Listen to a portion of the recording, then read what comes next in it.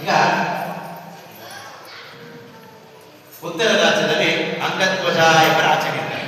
ಆತನ ಪ್ರತಿದಿನ ದೇವಾಲಯಕ್ಕೆ ಹೋಗೋದು, ದೇವತಾರಾಧನೆ ಮಾಡೋದು, ಅಲ್ಲೇ ಇರ್ತಕ್ಕಂಥ ಬ್ರಾಹ್ಮಣರಿಗೆ ದಕ್ಷಿಣೆಗಳನ್ನ ವರದಕ್ಷಿಣೆಗಳನ್ನ ಕೊಡೋದು, ಆ ಊರಲ್ಲಿರ್ತಕ್ಕಂಥ ಎಲ್ಲ ಸಮೀಕರಣ ಚೆನ್ನಾಗಿ ನೋಡ್ಕೊಳ್ಳೋದು. ಅಂದ್ರೆ ಆ ರಾಜ್ಯದಲ್ಲಿ ಇರ್ತಕ್ಕಂಥ ಎಲ್ಲ ಜನರನ್ನ ಸಮೇತವಾಗಿ ರಾಜ ಪ್ರತ್ಯಕ್ಷ ದೇವರು ಅಂತ ಹೇಳ್ತಾರಲ್ಲ, ಹಾಗೆ ಪ್ರತಿ ಮನೆಗೂ ಹೋಗೋದು, ನಿನ್ನ ಕಷ್ಟಗಳೇನು ಅಂತ ನಿವಾರಣೆ ಮಾಡುವಂಥದ್ದು, ಆ ರಾಜ್ಯವನ್ನ ಸಮೃದ್ಧವಾಗಿ ನೋಡ್ಕೊಂಡಿರ್ತಾನೆ.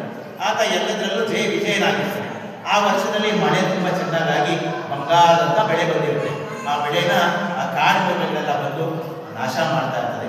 ಆಗ ಆ ರೈತರೆಲ್ಲ ಸೇರಿ ರಾಜನ ಸಮೀಪಕ್ಕೆ ಬಂದು ಕೇಳ್ಕೊಳ್ತಾರೆ, ಸ್ವಾಮಿ, ಈ ರೀತಿ ಈ ವರ್ಷದಲ್ಲಿ ಬಂಗಾರದಂತ ಬೆಳೆ ಆಗಿದೆ, ಆದರೂ ಕಾಡುಗಳೆಲ್ಲ ಬಂದು ನಮ್ಮ ಬೆಳೆಗಳನ್ನೆಲ್ಲ ನಾಶ ಮಾಡ್ತಾ ಇದೆ, ದಯಮಾಡಿ ನೀವು ಬಂದು ಅದನ್ನು ಭೇಟಿಯಾಡಿ ನಮ್ಮ ಬೆಳೆಗಳನ್ನ ರಕ್ಷಣೆ ಮಾಡಿಕೊಡಿ ಅಂತ ಹೇಳ್ಕೊಳ್ತಾರೆ.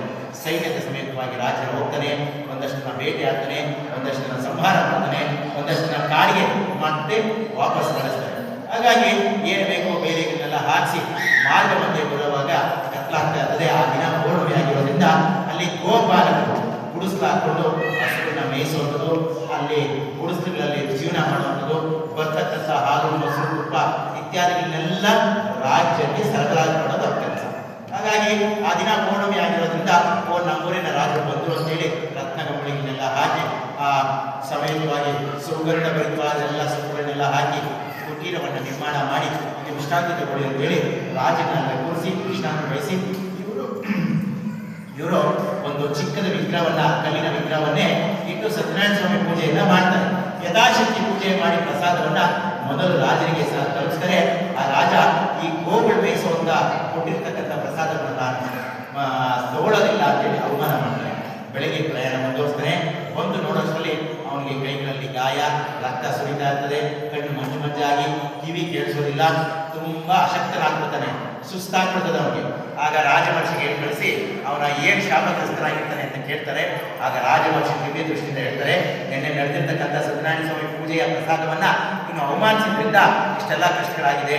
ಈಗಲಾದ್ರೂ ಸಂಕಲ್ಪ ಮಾಡಿಕೊಂಡು ಎಲ್ಲಿ ಅವಮಾನ ಆಗಿದೆಯೋ ಅಲ್ಲೇ ಗೋಪಾಲಕರ ಸಹಿತ ಪತ್ನಿ ಸಮೇತವಾಗಿ ನೀನು ಪೂಜೆಯನ್ನ ಮಾಡಬೇಕು ಅಂತಂದಾಗ ಕ್ಷಮಾಪಣೆಯನ್ನ ಕೇಳಿ ಅದೇ ರೀತಿ ಅಶಕ್ತರಾದರೂ ಸಹ ಅಲ್ಲೇ ಹೋಗಿ ಮಂಟಪವನ್ನು ನಿರ್ಮಾಣ ಮಾಡಿ ಯಥಾಶಕ್ತಿ ಪೂಜೆಯನ್ನ ಮಾಡಿ ಸ್ವಯಂ ರಾಜರು ಎಲ್ಲರೂ ಪ್ರಸಾದವನ್ನು ನೀಡಿದಾಗ ತಾನು ಪ್ರಸಾದ ತಗೊಂಡಷ್ಟರಲ್ಲಿ ಆ ರಾಜನ ವಿಧಿವಿಧಾನಗಳೆಲ್ಲ ಕೈಗೆ ಸಿಗುತ್ತೆ ಅವನಿಗೆ.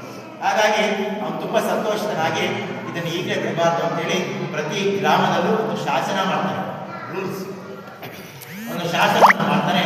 ಪ್ರತಿ ಗ್ರಾಮಗಳಲ್ಲೂ ಹಳ್ಳಿಗಳಲ್ಲೂ ಒಂದು ವಿಷ್ಣು ದೇವಸ್ಥಾನ ಮಾಡ್ತಾನೆ.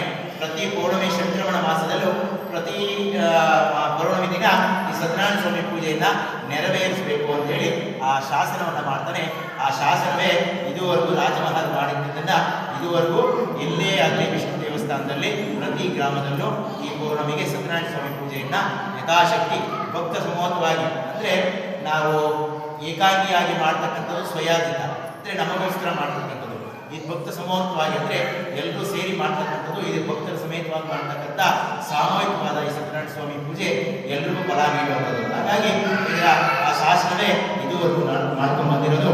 ಈ ಕಥಾಶ್ರವಣವನ್ನು ಯಾರು ಕೇಳಿಸ್ತಾರೋ ಅವ್ರಿಗೂ ಒಳ್ಳೇದಾಗ್ತದೆ, ಯಾರು ಓದಿ ತಿಳಿಸ್ತಾರೋ ಅವ್ರಿಗೂ ಒಳ್ಳೇದಾಗ್ತದೆ, ಯಾರು ಭಕ್ತಿ ಶ್ರದ್ಧೆಯಿಂದ ಇಲ್ಲಿ ಕೂತು ಶ್ರವಣವನ್ನು ಮಾಡಿಸಿ ಪೂಜೆಯನ್ನ ಮಾಡಿ ಪ್ರಸಾದ ತಗೊಂಡು ಹೋಗ್ತಾರೋ ಅವ್ರಿಗೂ ಸಹ ಇಂದಿನಿಂದಲೇ ಸಂಕಷ್ಟಗಳು ನಿವಾರಣೆ ಆಗಿ ಒಳ್ಳೆ ದಿವಸ ಪ್ರಾರಂಭ ಆಗ್ತದೆ.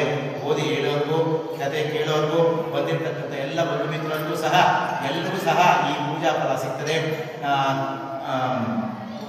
ಸಂತಾನದವರಿಗೆ ಸಂತಾನ, ಆರೋಗ್ಯ ಇದ್ದವರಿಗೆ ಆರೋಗ್ಯ ವೃದ್ಧಿ ಆಗ್ತದೆ, ಯಾರಿಗೆ ಲಕ್ಷ್ಮಿ ಅನುಗ್ರಹ ಇದ್ದವರು ಲಕ್ಷ್ಮಿ ಅನುಗ್ರಹ ಆಗ್ತದೆ, ಯಾರಿಗೆ ವಿದ್ಯೆ ಬುದ್ಧಿ ಇರೋ ವಿದ್ಯೆ ಬುದ್ಧಿ ಆಗ್ತದೆ, ಯಾರಿಗೆ ಸಂಕಷ್ಟಗಳು ನಿವಾರಣೆ ಆಗ್ತದೆ.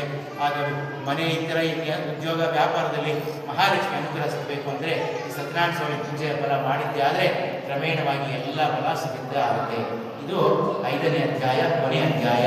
ನಾರದ ಮಹರ್ಷಿಗೆ ವಿಷ್ಣು ಮಹಾತ್ಮ ಹೇಳಿದ್ದನ್ನ ಮಹರ್ಷಿ ಮುಖಾಂತರ ಶಿಷ್ಯ ಕೋಟಿಗೆ ಭೂಲೋಕಕ್ಕೆ ಅರ್ಪಣೆ ಮಾಡಿದ್ದನ್ನ ಹೀಗೆ 5ನೇ ಅಧ್ಯಾಯ ಮುಕ್ತಾಯ ಆಗಿದೆ. ಜಯ ಸತ್ಯನಾರಾಯಣ, ಜಯ ಸತ್ಯ ಪರಮೇಶ, ಜಯ ಸತ್ಯ ಲೋಕಪದಯೇ.